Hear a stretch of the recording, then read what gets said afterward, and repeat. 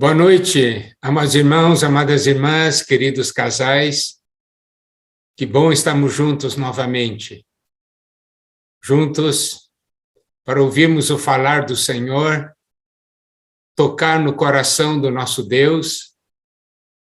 E essa reunião é uma reunião muito especial, porque não estamos aqui presentes como indivíduos, mas como casais.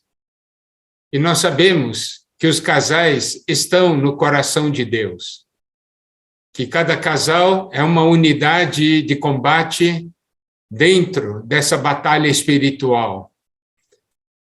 E nós vimos ontem vários pontos em que Deus deseja a nossa cooperação, a importância de nós cooperarmos com Deus nessa terra. Falamos que a Bíblia começa com um casal e termina com a Nova Jerusalém. E nós podemos ver a obra maravilhosa que Deus faz quando o homem coopera com Deus. E ontem, na segunda parte, nós falamos dos impedimentos. A obra que o inimigo de Deus faz para impedir que sejamos casais que cooperam com Deus. Primeiramente, falamos da ação do espírito surdo e mudo, da influência das trevas para nos tornar surdos para com o falar de Deus, para com a palavra de Deus. O inimigo não quer que nós ouçamos o falar de Deus, e se nós não ouvimos, nós somos então surdos, e pelo fato de sermos surdos, também nos tornamos mudos. Por quê? Porque nós não temos o que falar, porque nós não ouvimos. E, principalmente hoje, nós podemos ver a importância da palavra profética, como o Senhor está nos levando a entrar de uma maneira intensa na sua palavra, nos fazendo ouvir o seu falar. E o seu falar é dinâmico, é intenso, é um falar que nos leva à frente, é um falar que nos dá poder, é um falar que nos leva a ser ativos. Louvado seja o Senhor. Agora, o inimigo, quando ele consegue agir para que nós sejamos surdos e mudos, ele nos desconecta com Deus, nos desconecta de Deus, e ainda mais ele é aquele, então, que nos lança no fogo, nos lança na água, querendo sempre nos matar, cria situações terríveis dentro de casa, não é assim? E aqui que acontece? E ele vai, então, dominando. E temos necessidade de que essa situação mude. Temos que expulsar a ação do espírito surdo e mudo em nossas vidas, na vida familiar. Para isso, nós precisamos de fé, oração e jejum, mostrando, então, uma dependência do Senhor, uma grande dependência do Senhor. Algumas vezes, como a palavra de Deus fala, o inimigo que está nos atacando é de uma casta que somente pode ser derrotada com oração e jejum. Então, vemos como é importante o casal orar junto, não é? O casal realmente jejuar junto, realmente mostrando essa dependência de Deus e o exercício da fé. Nós vimos o segundo impedimento é quando nós agimos por conta própria, porque nós achamos que nós sabemos, que nós podemos. É o caso daquela questão do pagamento de imposto. Daí o Senhor acaba, então, corrigindo Pedro, e ele pede para Pedro, então, ir pescar com anzol.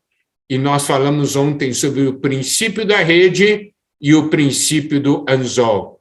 O princípio da rede é baseado na nossa própria capacidade para produzir algo para pegar o peixe. O princípio do anzol é um princípio de total dependência de Deus. E você pode ver que esse princípio do anzol, que é o princípio da total dependência de Deus, acaba fazendo com que nós possamos pegar um peixe com moeda na boca e paga o imposto do Senhor e paga o nosso imposto. Isso quer dizer, quando nós fazemos na dependência de Deus, consultando o Senhor sai ganhando e nós também saímos ganhando juntos, tá certo? O Senhor mandou pagar, com aquela moeda, pagar o imposto dele e de Pedro. Então, nós podemos ver o ganho dos dois. E isso é muito importante. E o terceiro impedimento que nós vimos é o desejo de ser maior. Os discípulos estavam vendo quem é o maior. Isso também causa muito problema entre os casais. Há uma disputa para ver quem domina, quem manda, quem é o maior. Mas o Senhor mostra que no reino de Deus as coisas são diferentes. Daí ele diz que devemos ser como uma criança. Correto? Ser criança é ser simples, é ser humilde, ter um coração puro. Se nós somos como crianças, nós entramos no reino. Olha, uma vida de casal maravilhosa surge quando o casal age como um casal de crianças. Aí o negócio é maravilhoso, o negócio corre bem. Nós temos que aprender isso, correto? Hoje, nós vamos ver o quarto impedimento. Está em Mateus 18:15. Se teu irmão pecar contra ti, vai arguí-lo entre ti e ele só. Se ele te ouvir, ganhaste a teu irmão. Aqui nos mostra a importância de reconciliação. Quando surge um problema entre os dois, nós devemos buscar a reconciliação. Eu não vou ler todos aqueles versículos que Mateus 18 fala sobre isso, porque estou apresentando esse princípio de reconciliação. E eu quero conectar ao mesmo tempo com outro princípio, que é o princípio do perdão. Mateus 18, versículos 21 a 22. Então Pedro, aproximando-se, lhe perguntou: Senhor, até quantas vezes meu irmão pecará contra mim que eu lhe perdoe? Até 7 vezes? Respondeu-lhe Jesus: não te digo que até 7 vezes, mas até 70 vezes 7. Então, aqui, o princípio da reconciliação e o princípio do perdão é fundamental. Quando não há reconciliação, quando não há perdão, o casal não consegue mais cooperar com Deus. Você pode dizer, não, mas consegue sim. Mas daí eu tenho que apresentar Mateus 18, versículos 19 e 20. Em verdade também vos digo que se 2 dentre vós sobre a terra concordarem a respeito de qualquer coisa que porventura pedirem, se-lhes-á concedida por meu Pai que está nos céus. Porque onde estiverem 2 ou 3 reunidos em meu nome, ali estou no meio deles. Por que o inimigo age para causar problemas no casal, entre os dois? Problemas de mal-entendimento, problemas de acusação, problemas de briga. Depois um fica ressentido, daí não perdoa. Quando não há reconciliação, o que acontece? Perde a questão da unidade. Ontem nós falamos da cooperação entre os dois, para que os dois juntos, sendo um, cooperem com Deus. Quando há problema de reconciliação, não há unidade. E quando não há perdão, também não há unidade. E quando essa unidade é rompida, o que acontece? A oração perde a força. A oração perde o seu poder. Olha só, Mateus 18:19 diz que se dois concordarem a respeito de qualquer coisa, o Pai concederia. Para que dois concordem, os dois têm que ter comunhão. Para que os dois concordem, os dois não podem ter parede de separação. Por quê? Porque quando há uma parede de separação, quando há um problema entre os dois, dificilmente os dois conseguem concordar. E aí, não é somente ter dificuldade em concordar fazendo se perder o poder da oração a dois, mas também se perde a presença do Senhor. Por quê? Aqui diz, onde estiverem 2 ou 3 reunidos em meu nome. Quando os dois cônjuges têm problema entre si, um não quer ver a cara do outro. Um entra na sala, quando um entra na sala, o outro sai. Quando um entra no quarto, o outro sai. Por quê? Porque tem problema entre eles. Como pode estar reunido em nome do Senhor? Então, perde a presença do Senhor, perde o poder na oração. Então, você pode ver, o inimigo usa demais isso. E o casal deixa de ser um casal capaz de cooperar com Deus. Quem sai ganhando na história? Só Satanás. Hoje à noite, eu não sei quantos casais que estão nessa comunhão que têm problemas entre si.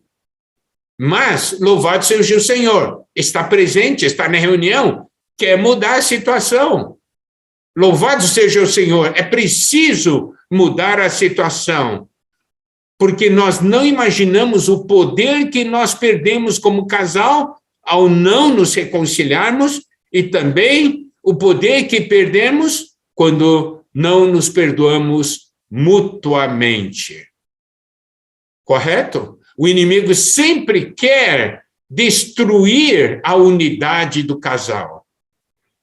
E desde o início das comunhões de casais foi enfatizado esse princípio de Mateus 18. Deus precisa de 2 pessoas na terra que concordem com ele para que ele possa fazer algo. E quais são as 2 pessoas mais próximas? É o casal. Então, o casal é um grande instrumento na mão de Deus. E, principalmente agora, nesses tempos finais, onde a igreja está ativa, onde os irmãos todos estão pregando o evangelho, apacentando. Imagina o casal pregando o evangelho, o casal apacentando, sendo unânimes, o poder e a autoridade que tem, capaz realmente de expulsar o inimigo. Isso é algo de grande importância, certo? E o 5º grande impedimento é a questão do divórcio, é a questão da separação. Eu não falo somente uma questão de divórcio no papel, porque tem muitos casais que não estão divorciados no papel, mas em casa vivem como se fossem divorciados. Cada um na sua, cada um fazendo sua própria coisa, não tem unidade, não tem unanimidade, não tem comunhão. Então, em Mateus 19 fala disso. 19, versículos 3 até 6. Vieram ele alguns fariseus e o experimentavam, perguntando: é lícito ao marido repudiar a sua mulher por qualquer motivo? Então respondeu ele: não tendes lido que o Criador, desde os princípios, os fez homem e mulher, e que disse: por esta causa deixará o homem pai e mãe, e se unirá à sua mulher, tornando-se os dois uma só carne, de modo que já não são mais 2, porém uma só carne. Portanto, o que Deus ajuntou, não os separe o homem. Essa questão da separação é uma questão extremamente séria. E é claro impede daí um casal de cooperar com Deus. Por quê? Porque o inimigo já se instalou dentro de casa. Quando há separação, quer dizer que o inimigo já se instalou em casa. Deus, no versículo 4, diz que o Criador fez homem e mulher. São diferentes. Mas ele diz, deixará o homem pai e mãe, se unirá à sua mulher, tornando-se os dois uma só carne. Deus fez os dois diferentes, mas esses dois que são diferentes devem se tornar uma só carne. Devem se tornar um. Por quê? É quando se tornam um, é que são úteis para Deus. Quando se tornam um, é que podem cooperar com Deus. E aqui diz, portanto, o que Deus ajuntou, não separe o homem. Preste atenção, este é um versículo importante, eu gosto muito desse versículo. Deus ajunta, o homem separa. Está vendo? A ação da carne, a ação do inimigo é separar. A ação de Deus é unir, juntar.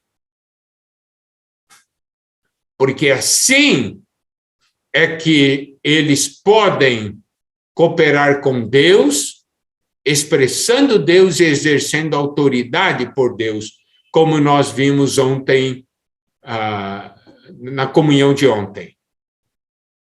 Amém? Esse é um ponto muito importante. Então, quando aqui fala de divórcio, não é uma questão só no papel. A grande pergunta é, querido casal, vocês são um ou vocês são dois? Esse que é o ponto. Isso é um ponto que nós temos enfatizado nas comunhões de casais. Quando nos casamos, no início, nós somos dois. Mas com o decorrer do tempo, com a comunhão, deve ir se tornando um, cada vez mais um. Depois, quando fica velhinho, é tão um que quando um só dá uma olhada para o outro não precisa nem falar, o outro já entende tudo. Entende tudo, porque só um olhar assim, só um gestinho, ó. Por quê? Porque são um conhece bem o outro. Agora, o inimigo sempre quer separar. E nós precisamos perceber essa ação do inimigo, tá bom? Sexto ponto. Amar o mundo, amar as riquezas. Nós estamos pegando todo ponto de Mateus, tá certo? Mateus está falando de edificação. A partir do capítulo 16. Existe o aspecto da edificação da igreja, mas nós devemos lembrar que a edificação da igreja começa em casa, certo? A unidade da igreja começa em casa, na unidade do casal. Isso que eu estou falando hoje para casais, aplicando para casais, se eu aplicar numa amplitude maior, é aplicado para a vida da igreja no relacionamento dos irmãos. É a mesma coisa. Mas nós estamos aplicando aqui para os casais. Em Mateus 19, 21 a 23, tem aquela história do homem rico. Nós não vamos entrar nos detalhes, porque nós queremos tocar nos princípios que Satanás usa para destruir, para impedir que o casal coopere com Deus. Vamos ver então Mateus 19, versículos 21 e 22. Disse-lhe Jesus, se queres ser perfeito, vai, vende os teus bens, dá aos pobres e terás um tesouro no céu. Depois vem e segue-me. Tendo, porém, o jovem ouvido esta palavra, retirou-se triste por ser dono de muitas propriedades. Agora, então, vamos aplicar isso para o casal. Aqui diz, no versículo 21, os teus bens. O casal tem os seus bens. O Senhor diz, vai, vende os teus bens e dá aos pobres e terás um tesouro no céu. Então, eu tenho que primeiramente fazer uma pergunta. Quais são os bens que vocês, como casal, vocês têm?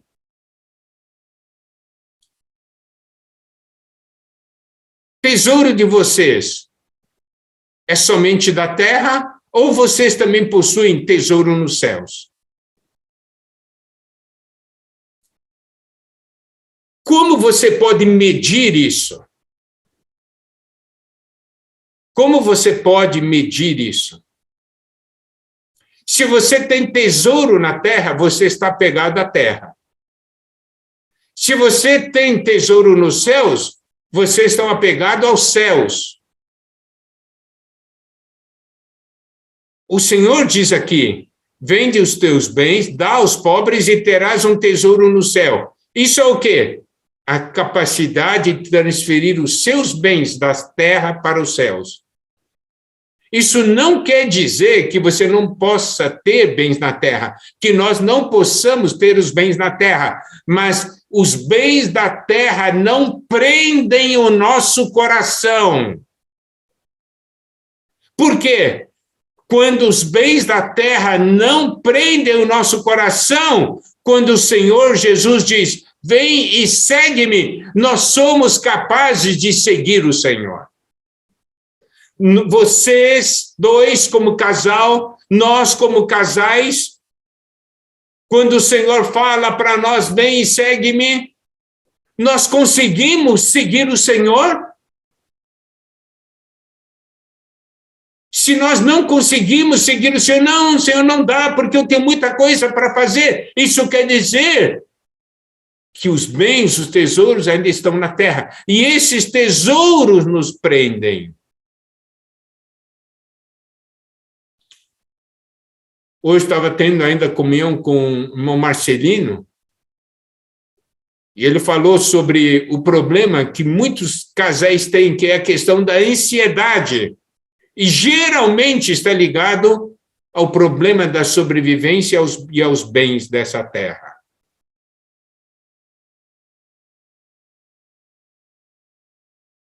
Nós podemos ter bens, mas se esses bens não prendem o nosso coração, quando o Senhor diz para nós, vem e segue-me, nós largamos tudo e seguimos o Senhor.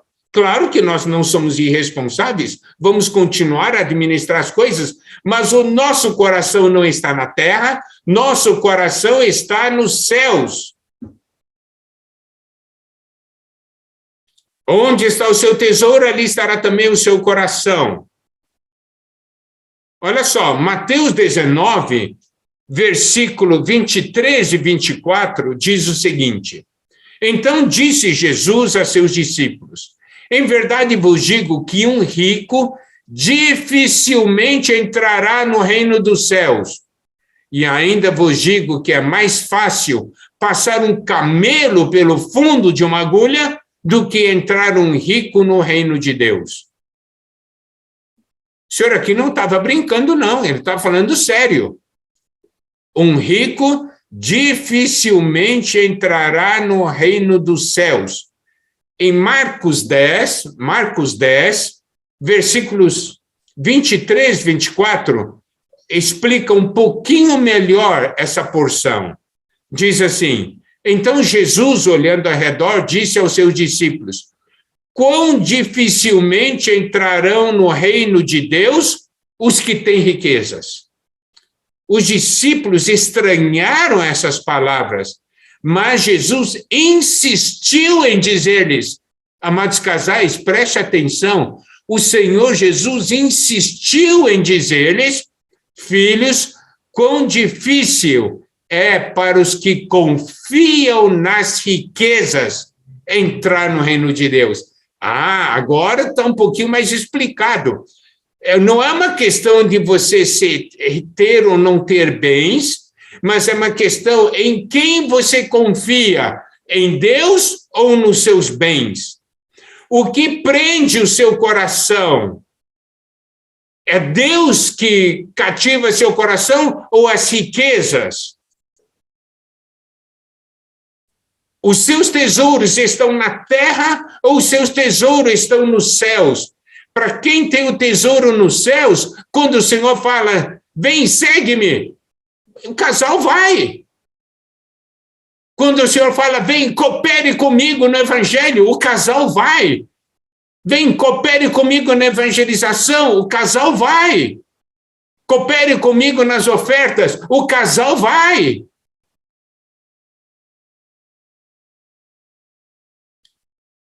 Isso é importante. E voltando para Mateus 19, daí vamos ver o versículo 25 e 26. Ouvindo isso, os discípulos ficaram grandemente maravilhados e disseram, sendo assim, quem pode ser salvo? Não, Senhor, ninguém pode ser salvo de jeito. Eles foram muito sinceros. Jesus, fitando neles o olhar, disse-lhes, isto é impossível aos homens, mas para Deus tudo é possível.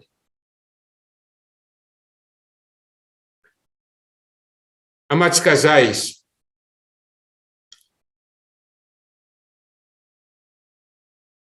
essa questão de amar as coisas dessa terra nos impede de cooperar com Deus.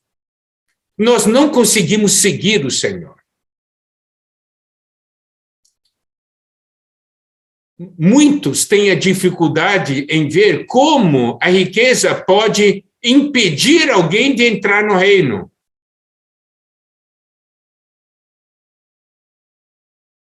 Eu vou tocar aqui, talvez, um ponto, talvez, para explicar um pouquinho melhor. Quando nós temos as riquezas, nos é proporcionado essa possibilidade de viver bem,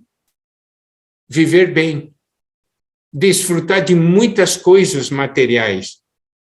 Daí você fica muito satisfeito com essa vidinha que tem e você para de desejar o reino de Deus.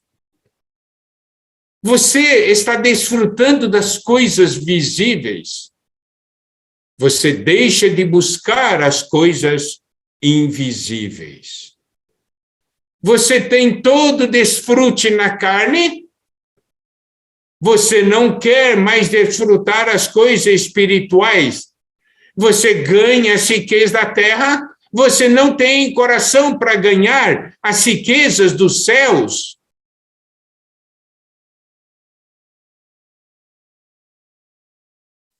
Aí, esse é, digamos, o perigo do chamado conforto.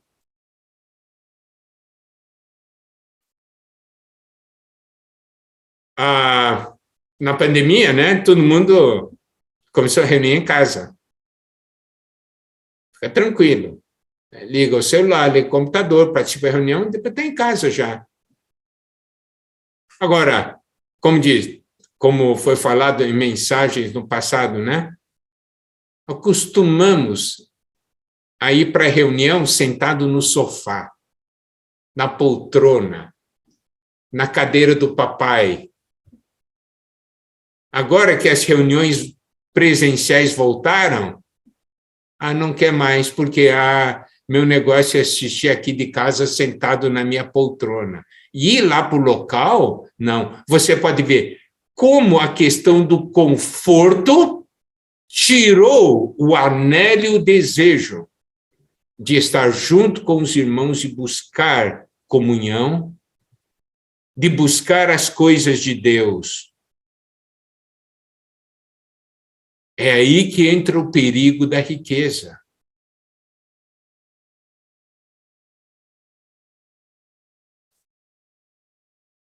Os irmãos, queridos casais, compreendem? Mateus 6:24 diz: ninguém pode servir a dois senhores, porque ou há de aborrecer-se de um e amar outro, ou se devotará a um e desprezará outro. Não podeis servir a Deus e as riquezas. Amados casais, a volta do Senhor está próxima. Nós estamos nos preparando para a volta do Senhor. Estamos buscando o Senhor intensamente. Nosso coração está sendo transferido para as coisas celestiais ou ainda nossos corações estão apegados às coisas da terra? Qual que é o nosso sonho? Ainda são os sonhos da terra ou nós sonhamos com as coisas do reino, com as coisas celestiais? Isso é prático.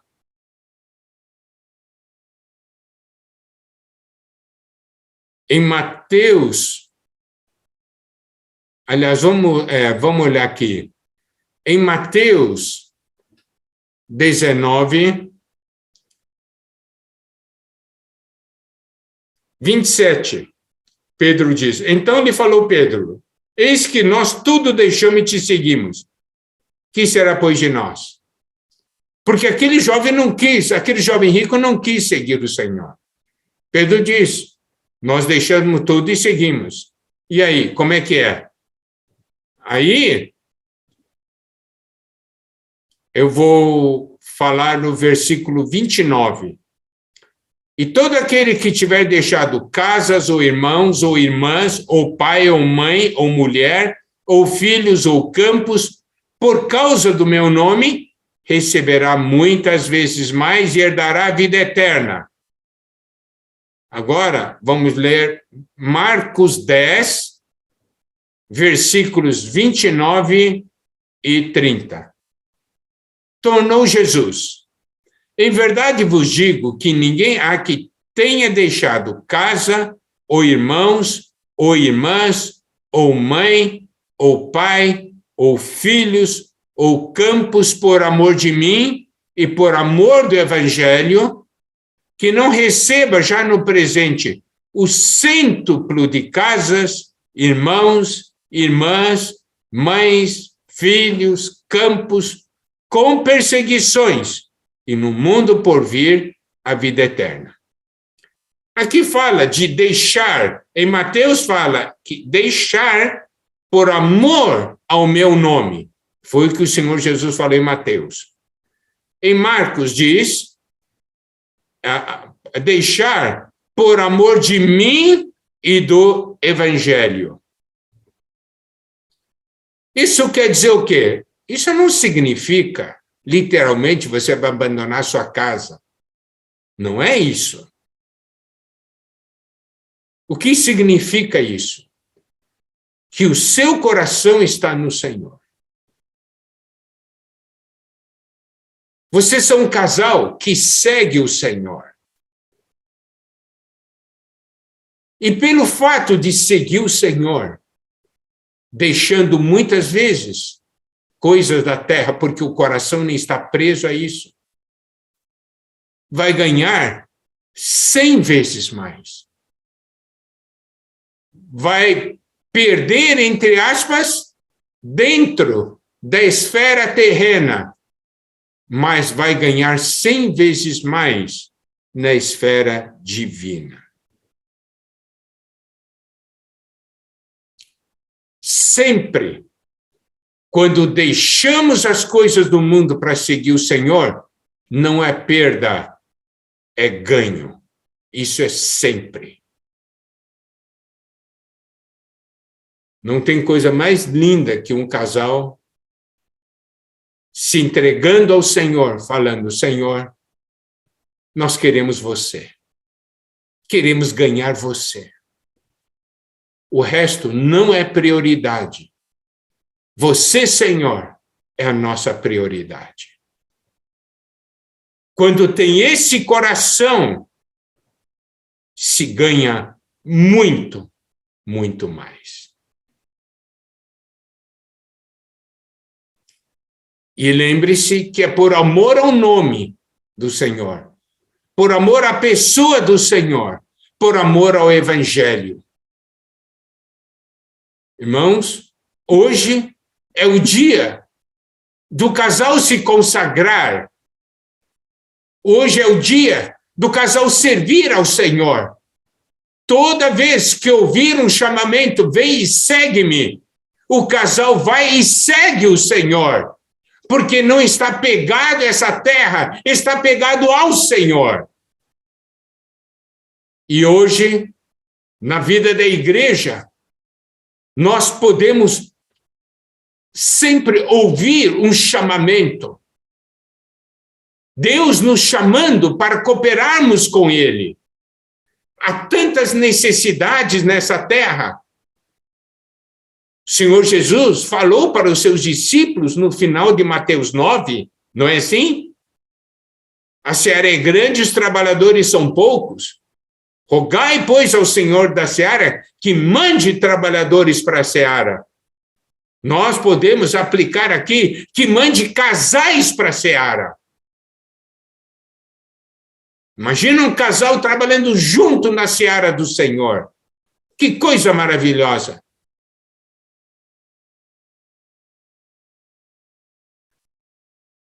Amém? Bom, essa parte sobre os impedimentos, os meios que Satanás usa para impedir que cooperemos com Deus, né? Extraímos desse, então, alguns pontos de Mateus para aplicarmos para a vida do casal. Agora nós vamos entrar na sessão final, que é: somos um casal que coopera com Deus.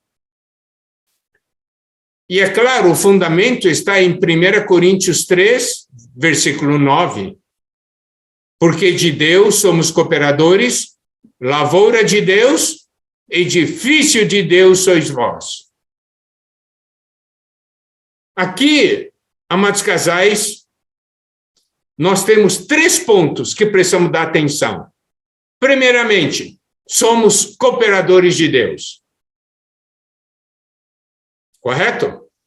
Segundo, nós somos a lavoura de Deus.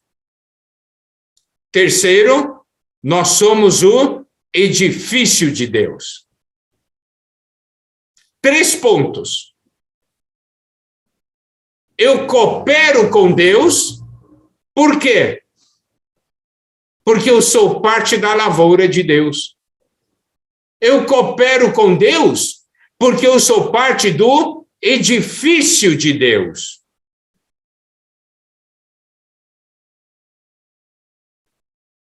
E aí, é muito importante que percebamos o seguinte: como lavoura de Deus, a ênfase está na vida. Correto? O edifício de Deus, a ênfase está na edificação. Então, essas 2 linhas, vida e edificação, são 2 linhas que correm paralelas de Gênesis até Apocalipse. Vida e edificação. Nós já falamos, e hoje à noite eu vou reforçar, há um rio que flui de Gênesis até Apocalipse. Esse rio é o rio da água da vida, é o fluir de vida. E esse fluir, e esse rio, à medida que flui, vai produzindo a edificação. Então, vida e edificação correm paralelos ao longo de toda a Bíblia. Se correm paralelos ao longo de toda a Bíblia, tem que correr paralelo também em nossas vidas, na vida familiar, na vida do casal.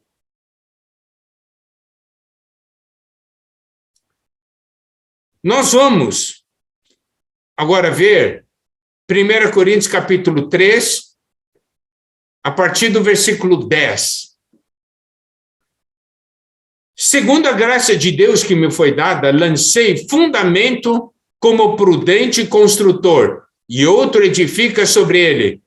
Porém, cada um veja como edifica, porque ninguém pode lançar outro fundamento além do que foi posto, o qual é Jesus Cristo. Aqui nós temos uma primeira grande verdade para a nossa vida, como família e como casal.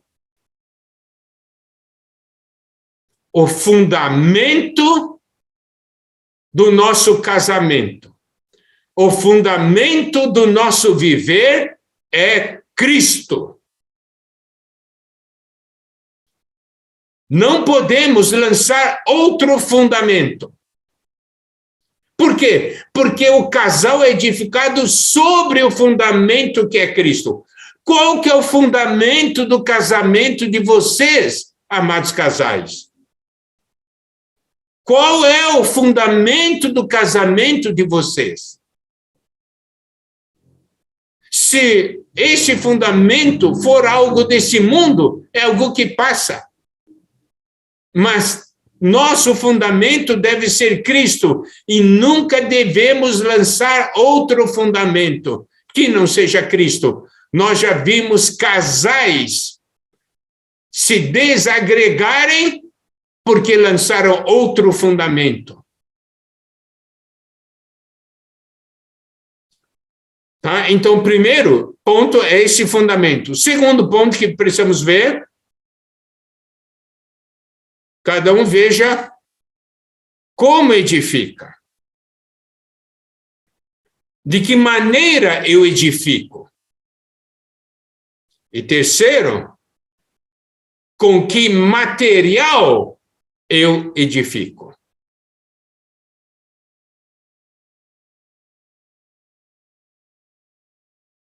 Você acha que, amados casais, que brigando todo dia um com o outro é a maneira de edificar?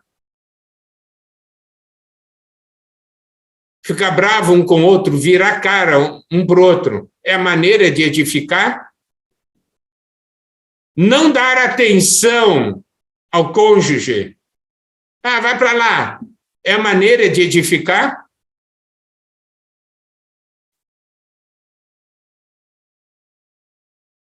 Daí, então, olha aqui, daí vamos ver também. Você edifica, é na carne ou no espírito? E aí, que material? Esse é importante, versículo 12.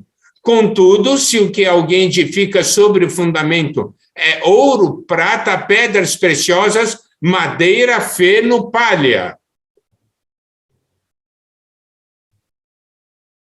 Que material? Essa questão do material é muito importante.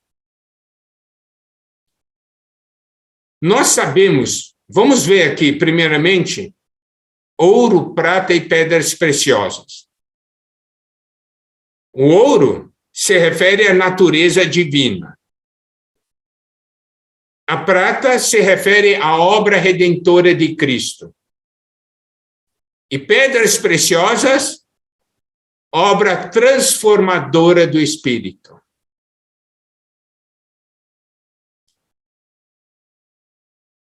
Correto? Esses são os materiais adequados. Agora, tem também madeira, que é em contraste com o ouro. Daí é a natureza do homem natural. O feno é em contraste com a prata. Se refere à carne. 1 Pedro 1, versículo 24. Pois toda a carne é como a erva e toda a sua glória é como a flor da erva. Seca-se a erva e cai a sua flor. Correto? E palha está em contraste com pedras preciosas. Quer dizer o quê? Se refere à obra que vem da carne, não vem da obra transformadora do Espírito. O produto vem do produto natural, terrenal. Não é a obra transformadora do Espírito. E aí vamos ver. Qual é a visão espiritual que precisamos ver? Ok, nós temos aqui um casal. Esse casal, no seu viver diário, enfrenta problemas. Ninguém diz que não enfrenta problemas. Muitas vezes, casais vêm pedir ajuda Daí estão lá brigando, tal, vem, pede ajuda, eu digo, mas por quê? Ah, irmão Miguel, isso aí porque tem tanto problema e tal, e aqui, né, no problema ele não me apoia, eu não apoio ele também, blá, blá, blá, blá, blá. É uma brigalhada por causa das situações, das dificuldades que encontra no dia a dia.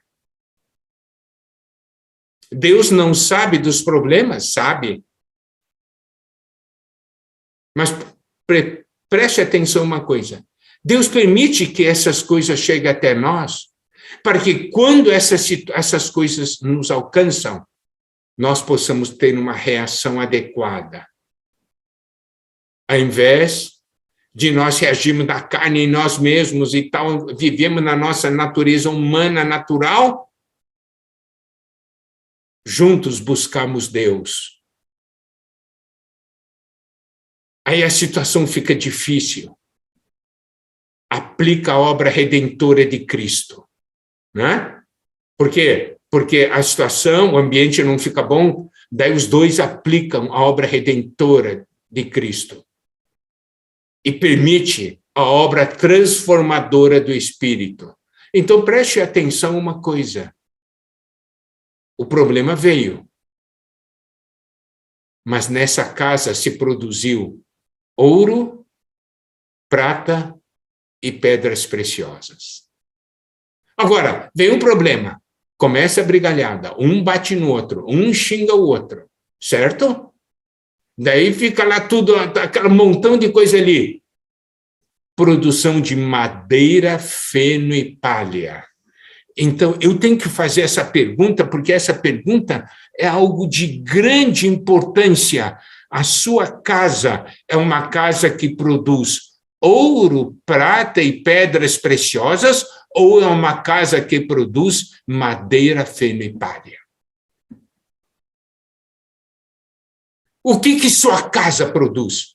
O que você produz junto com a sua esposa? É ouro, prata e pedras preciosas ou madeira, feno e palha?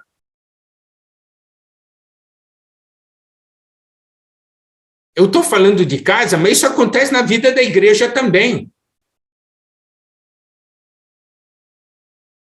Você sabe, nós sempre estamos em comunhão, né, com grupos de irmãos ou grupo de irmãs que são responsáveis por isso e aquilo. Sabe, vou dizer uma coisa. Tem ali um grupo de irmãos ou de irmãs se juntam para fazerem algo na vida da igreja, ou produzir um evento, né, ou para fazer uma atividade. Se reúnem para planejar e sai briga. Ai.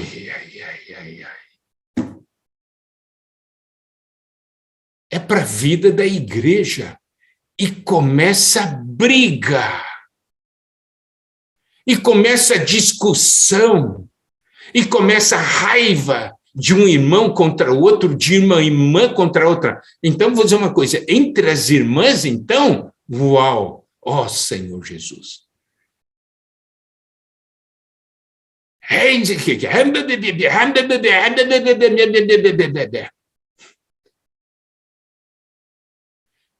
Um evento que era para produzir ouro, prata e pedras preciosas, se torna um grande evento para produzir madeira, feno e palha. E não sentem nada. Acham que brigar com a irmã é a coisa mais natural do mundo e continua brigando. Dano quem recebe ao Senhor. O Senhor diz, o que vocês estão edificando? O que vocês estão edificando em casa? O Senhor diz aqui, no versículo 12, manifesta-se e tornará a obra de cada um, pois o dia demonstrará, porque está sendo revelada pelo fogo. Qual seja a obra de cada um, o próprio fogo provará. Aí entra uma coisa muito séria. O que vocês estão edificando em casa? Quando o fogo passa, permanece ou queima tudo?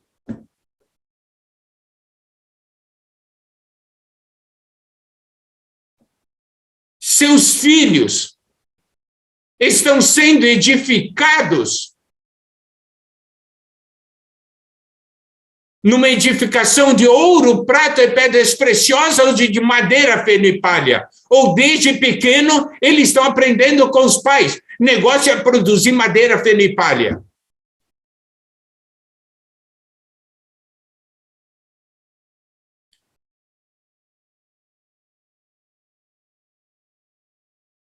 No meio disso tudo, nós estamos ou não ganhando mais na natureza de Deus,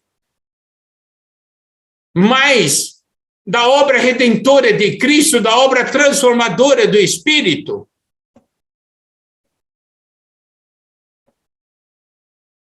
Nós precisamos, amados casais, considerar isso. E o que nós produzimos em casa, nós trazemos para a igreja. Você chega na reunião da igreja com ouro, prata, as pedras preciosas, ou chega com madeira, feno e palha? Quando uma irmã encontra outra, entrega ouro, prata e pedras preciosas, ou entrega madeira, feno e palha? Quando um irmão encontra com outro, entrega ouro, prata, pedras preciosas, ou madeira, feno e palha? Tudo isso é produzido em casa.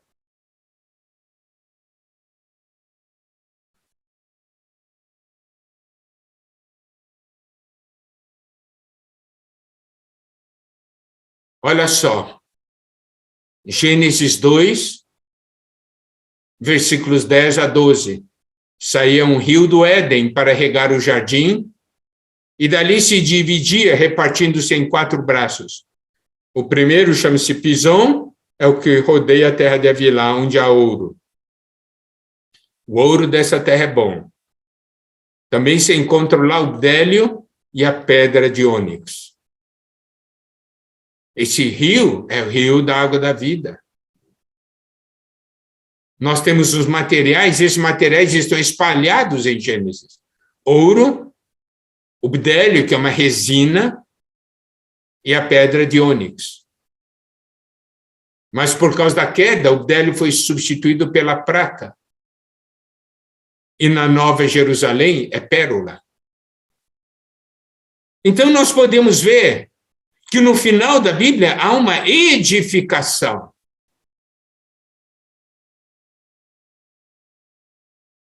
Mas começou com material espalhado e termina com material edificado.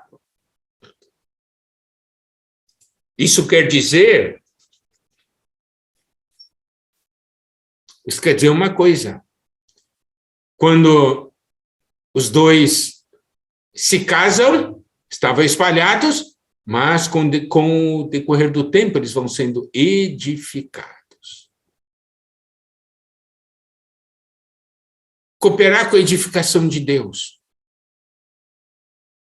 Nós vamos levar o evangelho, não é? Mas nós temos que fazer uma pergunta. O evangelho que eu prego só sai da minha boca ou pode ser visto na minha vida familiar?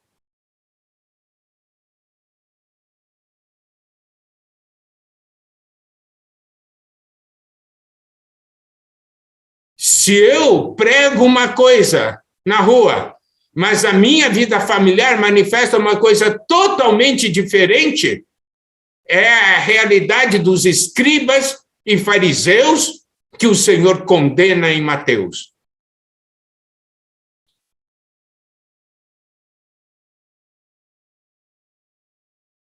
Precisamos ser um casal que Deus possa dizer: vocês querem saber como se vive o Evangelho, como se vive a palavra de Deus? Vá e visite aquele casal. Vocês verão o que é viver o Evangelho e a palavra de Deus.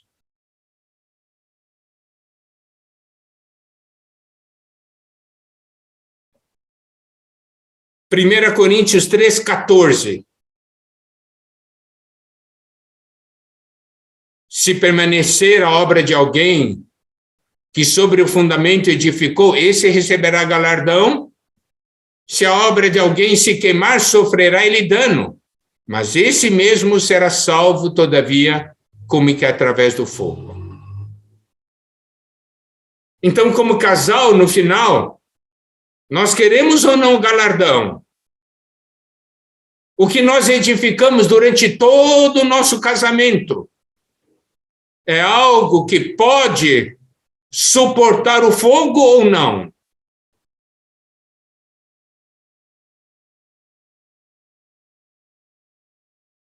Agora, o versículo 1 Coríntios 3, versículo 16.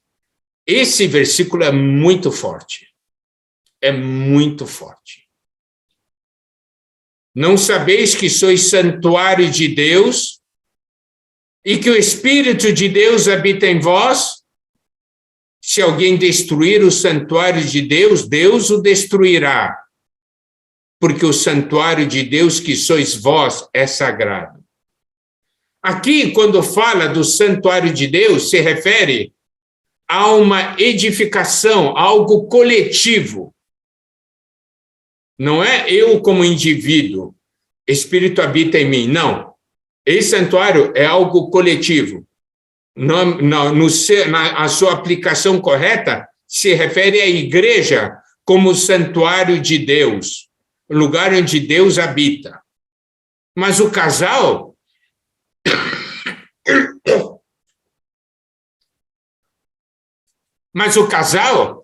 é miniatura da igreja. Então, eu vou aplicar esse versículo. Não sabeis que vós, os casais, sois santuário de Deus e que o Espírito de Deus habita em vós? Cada casal é um santuário de Deus. E o Espírito de Deus habita em vós. Então, por isso que nós estamos sendo edificados, por isso que é importante que o casal seja edificado. Os dois se tornam um, porque se torna o santuário de Deus e o Espírito de Deus passa a habitar. E o versículo 17, olha só, se alguém destruir o santuário de Deus, Deus o destruirá. Esse casamento que é edificação, esse casal que está sendo edificado, que é edificado junto, eles são o santuário de Deus. Agora, se você, que é um dos cônjuges, destruir o santuário de Deus, Deus o destruirá.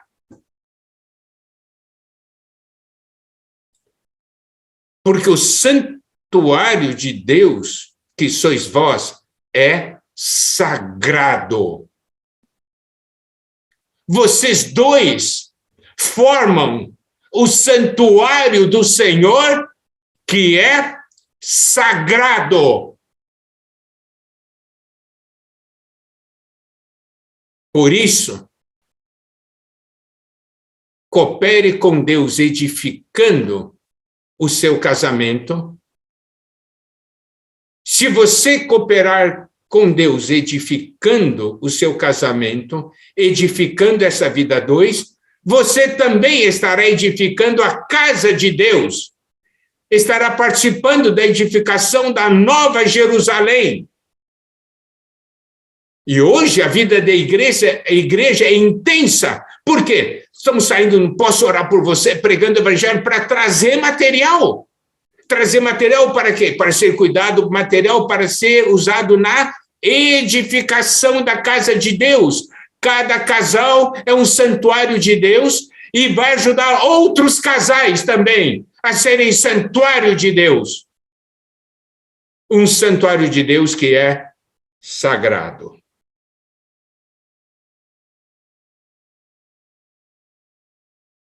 A responsabilidade é grande que pesa sobre nós. O casal é importante para Deus. É muito importante para Deus. Amados casais, vamos cooperar com Deus. Nós temos essa missão. Estamos perto do fim. Não resta muito tempo. Vamos remir o tempo. Vamos cooperar com Deus. Vamos participar da edificação. Amém? Que o Senhor os abençoe.